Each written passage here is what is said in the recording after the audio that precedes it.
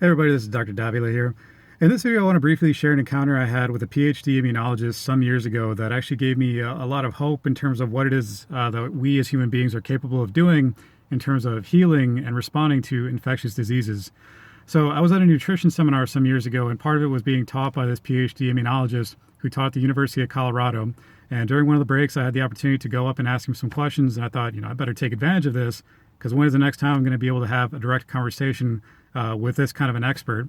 So I went up to this gentleman and I asked, some years ago I read a book in which it said that human beings have the ability to overcome, mount an immune response and overcome any infectious disease that we ever encounter in terms of viruses and bacteria. Is that true? And this gentleman looked at me and he said, yes, that is absolutely true. However, there's a big caveat to this. It all depends on the health status of the individual at the time that they encountered that infectious disease, whether it's a bacteria or a virus. So this is really important, especially right now in light of the coronavirus, the COVID-19 pandemic. Obviously there's a lot of fear and anxiety around this. What if we get sick? Is it going to kill us? What's going to happen? And the fact of the matter is we now know through scientific literature that more than 90% of the people who end up having a severe course of this disease and who may unfortunately end up dying as a result of this disease, more than 90% of them had some kind of an underlying health condition. That could be metabolic disease like diabetes or obesity. It could be cardiovascular disease. It could be respiratory disease.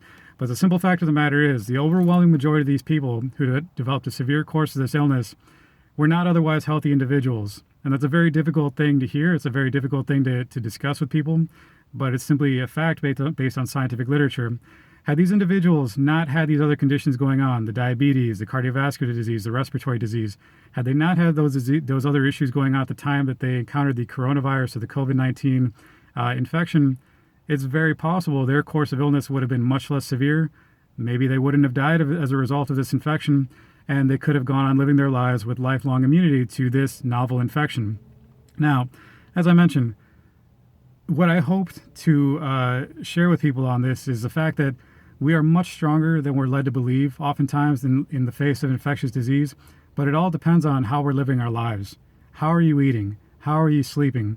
Are you making sure that you're getting good exercise? Are you under chiropractic care supporting your spine and your nervous system?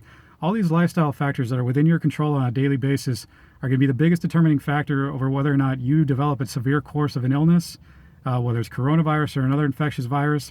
It's going to be the determining factor between you developing a severe course of it and possibly even dying, or you developing a light course and getting over it relatively quickly and going back to your daily life with lifelong immunity to this disease.